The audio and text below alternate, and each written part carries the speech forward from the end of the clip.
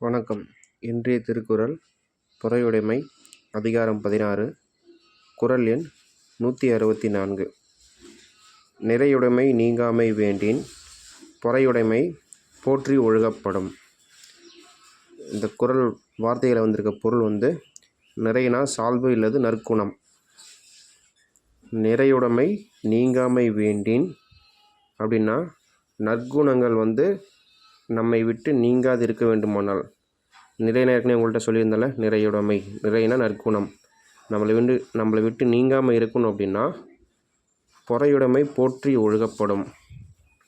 பொறையுடைனா பொறுமை, பொறையுடைமைனா பொறுமை, பொறுமையை நாம் போற்றி கடைபிடிக்க வேண்டும். ஒழுகப்படும் பொறையுடைமை பொறுமையை போற்றி நாம் அதை போற்றி கடைபிடிக்க வேண்டும். ஒழுகப்படும்னா கடைபிடிக்க வேண்டும். ஓகேங்களா? நிறையுடைமை நீங்காமை வேண்டின் பொறையுடைமை போற்றி ஒழுகப்படும்.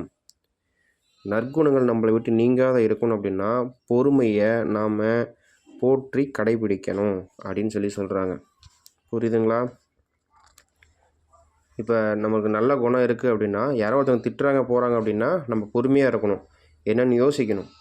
அதை விட்டுட்டு நம்ம கோவப்பட்டு அவங்கள திரும்பி திட்டுறதோ அடிக்க போகிறதோ பண்ணால் நம்ம பொறுமையை இழந்துருவோம், நம்மளோட நற்குணம் போயிடும்.